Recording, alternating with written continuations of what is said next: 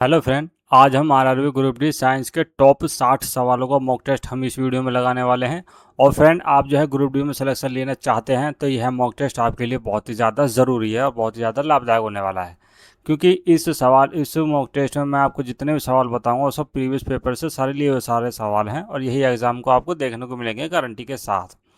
तो अब हम अपना टाइम वेस्ट नहीं करते हैं और अपनी पढ़ाई को स्टार्ट करते हैं। इससे पहले वीडियो को लाइक ज़रूर कर देना और चैनल को सब्सक्राइब करके बेल आइकन को प्रेस ज़रूर कर लेना।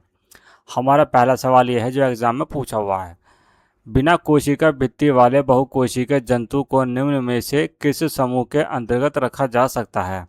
तो इस सवाल का सही आंसर हो जाएगा ऑप्शन ए यानी कि एनीमेलिया। आपको एनीमेलिया वाले ऑप्शन पर टिक लगा देना है और आपका सवाल बिल्कुल सही हो जाएगा। अगला सवाल देखेंगे। किस सरल बहुकोशिकीय जीव में हाइफे पर स्पोरेंजिया का विकास होता है और स्पोरेंजिया में बीजाणु बनते हैं? तो इसका सही आंसर हो जाएगा ऑप्शन ए यानी कि राइजोपस में। अगला सवाल है।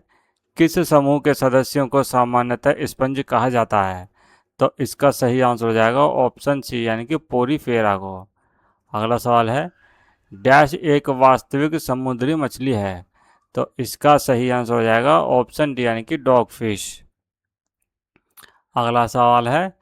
निम्नलिखित में से कौन सा अजैविक कारक कृषि उपज में भंडारण हानि के लिए जिम्मेदार है?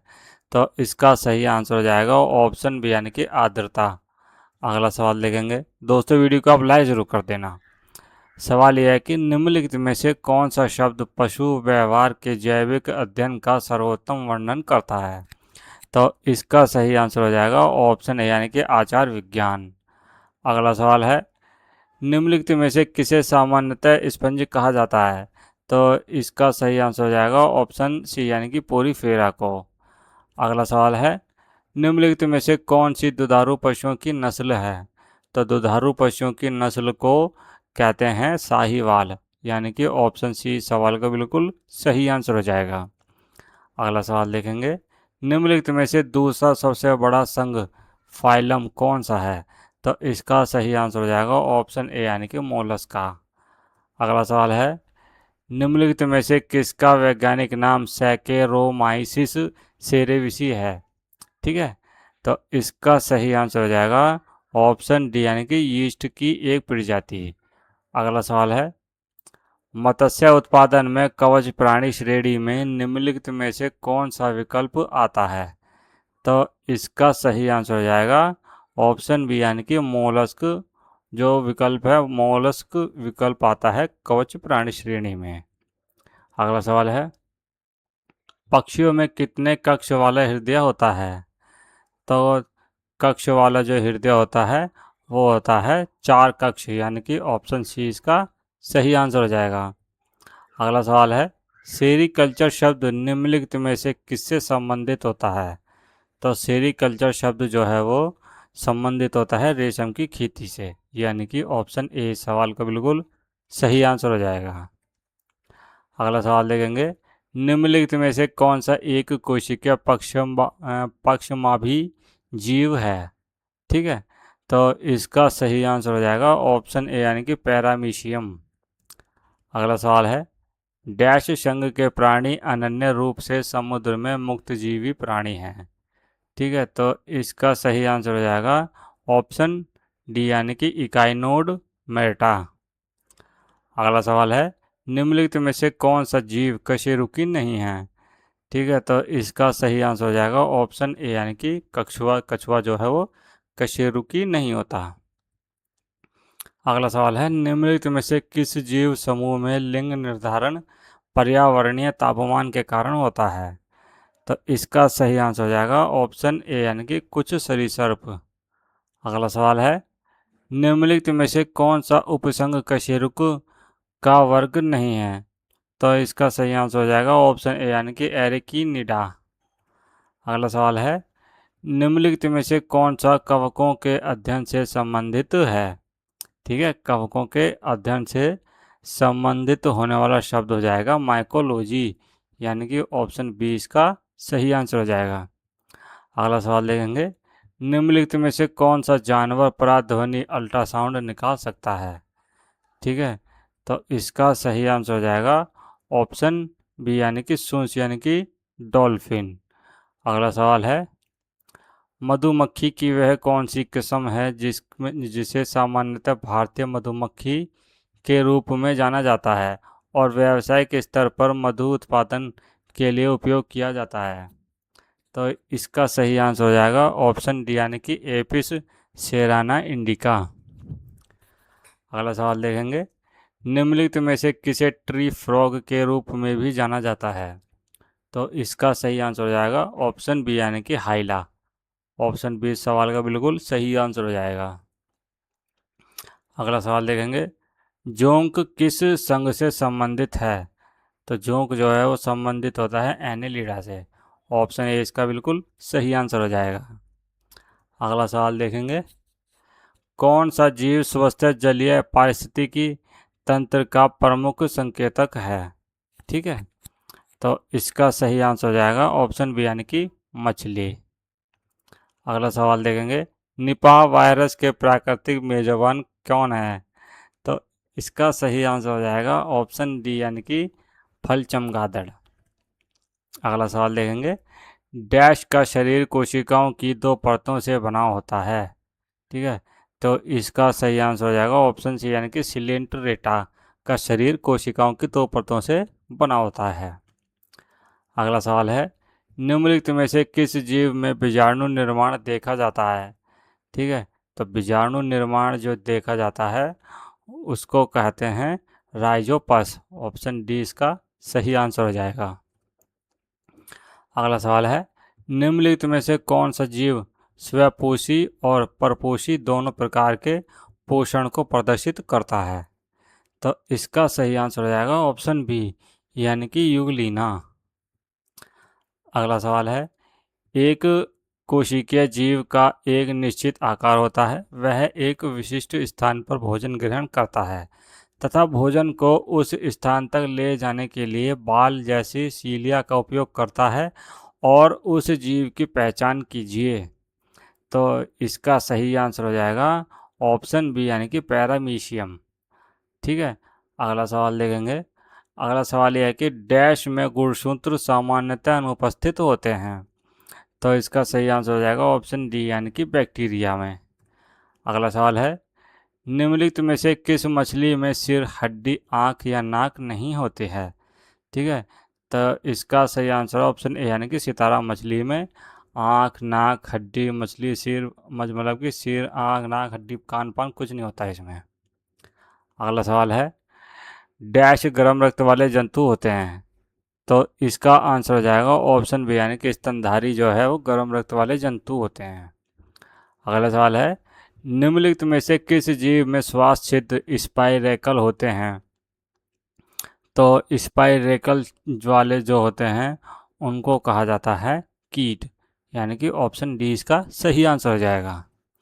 अगला सवाल देखेंगे, अकशेरुकी में कौन शामिल नहीं है? तो इसका सही आंसर हो जाएगा इंसान। ऑप्शन बी इसका बिल्कुल सही आंसर हो जाएगा।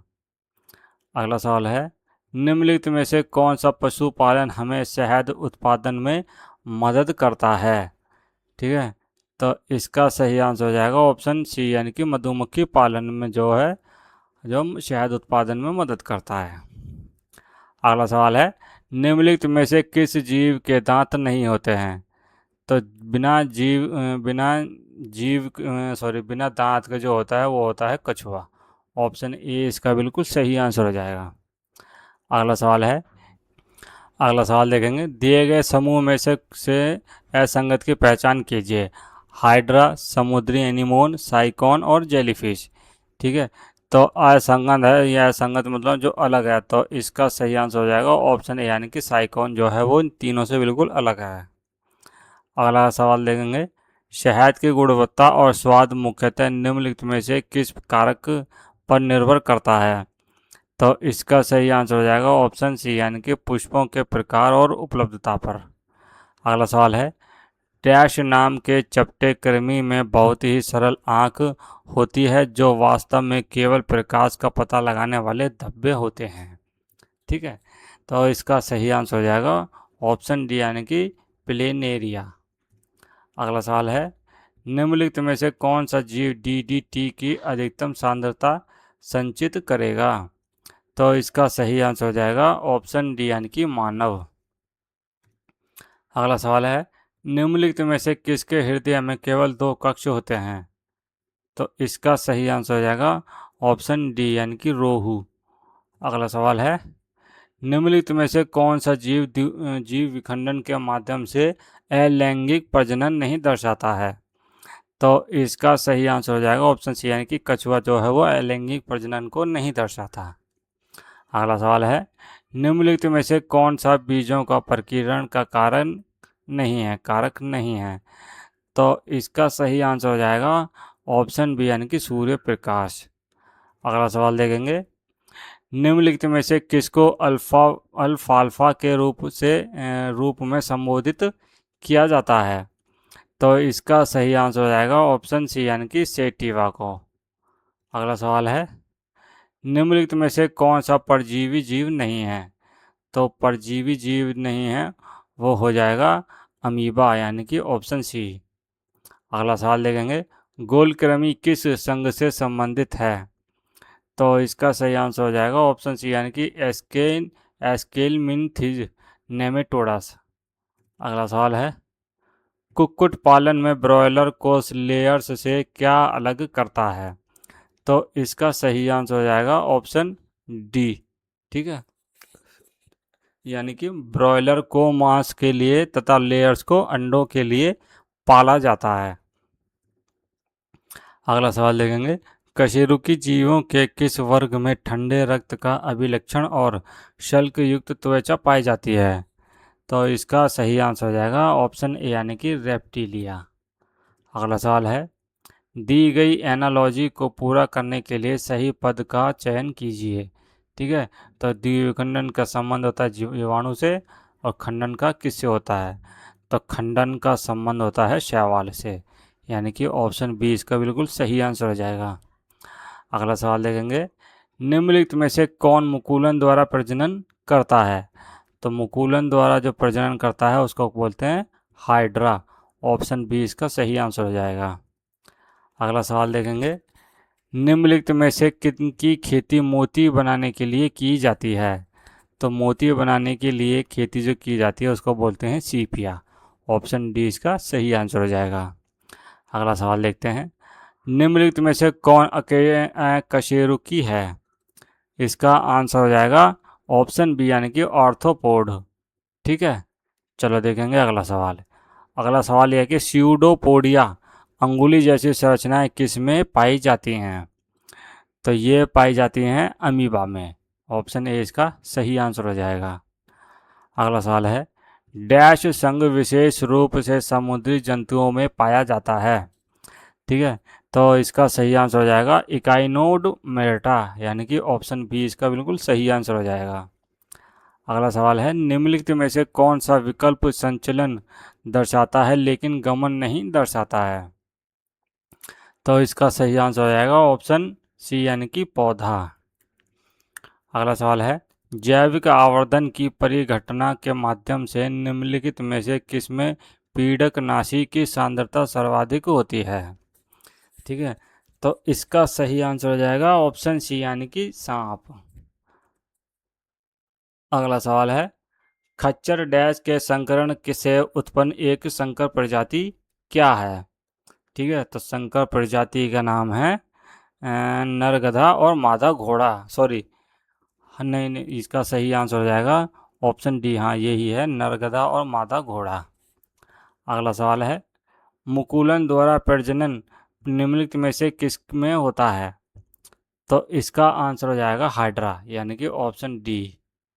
अगला सवाल है, वे जंतु जिनकी जनक कोशिकाएं बाह्य और आंतरिक झिल्ली के बीच भ्रूण परत में व्यवस्थित होती है उन्हें डैश कहा जाता है?